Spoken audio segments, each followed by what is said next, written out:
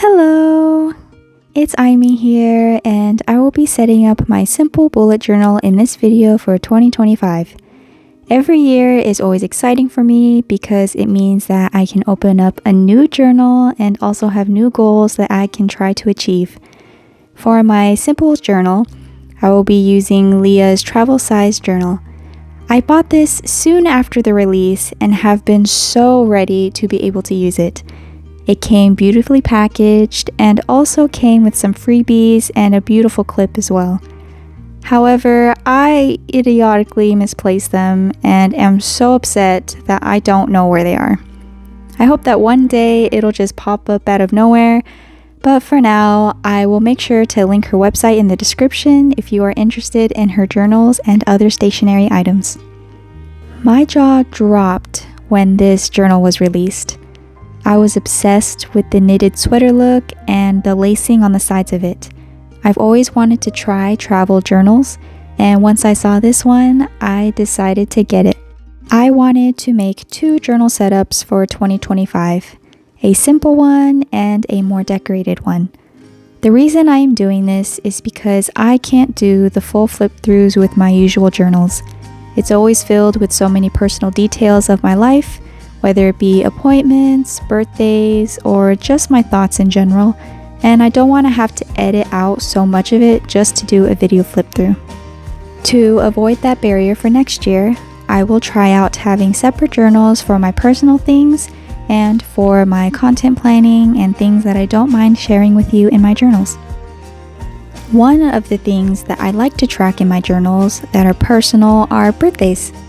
I always have a hard time keeping track of everyone's birthdays, especially with my friends, so I like to keep them all in one place and make it easier for myself. I did some simple typewriter-esque lettering for the header of this spread and debated on whether or not I wanted to just fill the lettering in with black or coloring it in with a different color. For now, I went with drawing in fine horizontal lines for each of the lettering.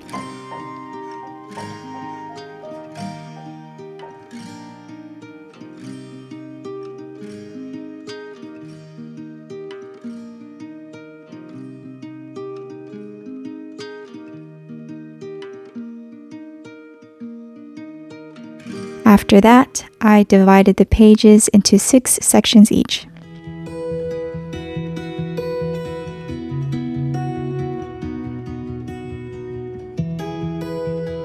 Even though I did some shading in the lettering and it added some character, I felt like the page really lacked in color.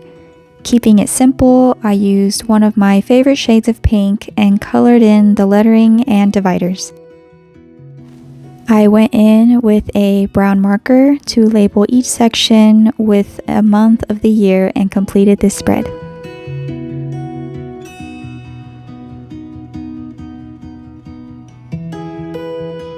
With my birthday list spread completed, I move on to the cover page and yearly outlook calendars. I already sketched out the layout for this page and went in with my fineliner to write in the months for each calendar that will be there. I kept the style consistent and used a typewriter font. It's been a while since I sat down and actually practiced lettering, besides using them in my spreads, so it was nice to be doing it a lot for these ones.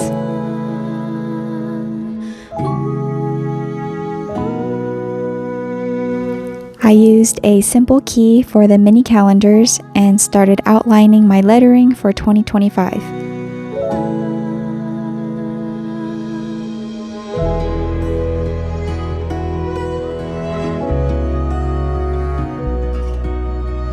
I really liked how the lettering on birthday looked once I added the lines in the empty spaces, so I did the same thing for 2025.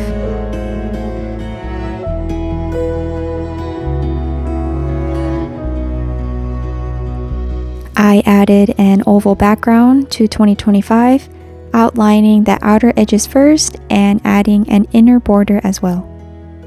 With the pages being too blank for my liking, I used the same pink color from the previous spread and color in each month. Once that was done, I pasted the mini calendars down. I cut out each calendar from my craft Bujo pad and wrote in the days for each month off camera. Using the same font, I wrote down what each shape or icon will indicate for my mini calendars.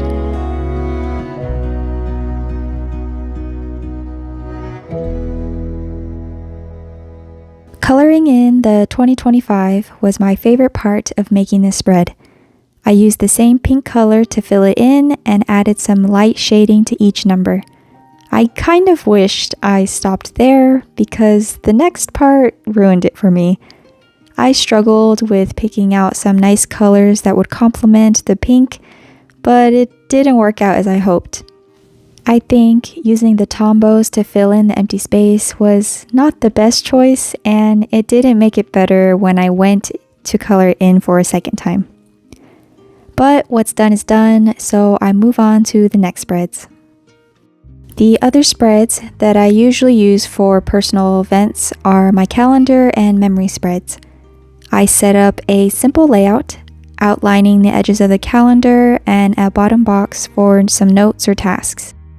I went in with a smaller tipped fineliner to box in the days of the week for this month.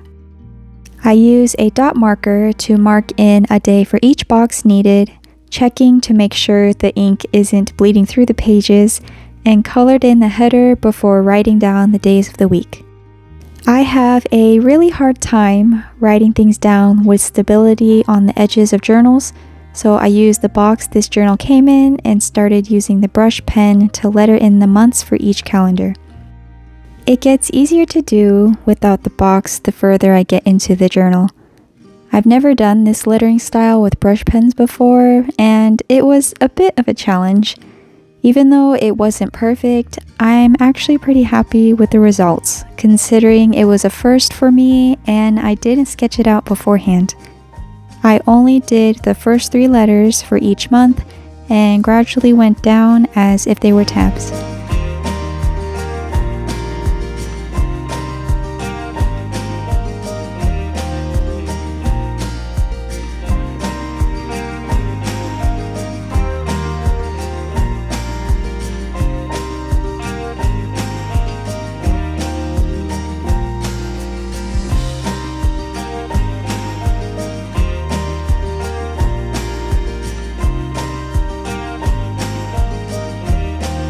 That is it for my simple 2025 setup.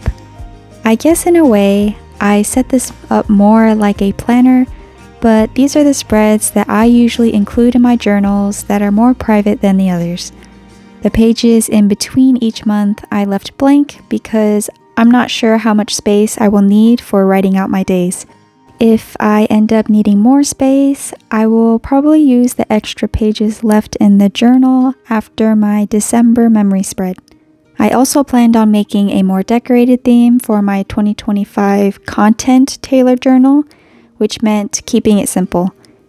It's pretty much another year for me to do something different and figure out if this is another method that can work for me. Thank you so much for watching. Your continued support truly means a lot to me. Have a lovely day, and I hope to see you in the next one. Take care of yourself, and bye for now.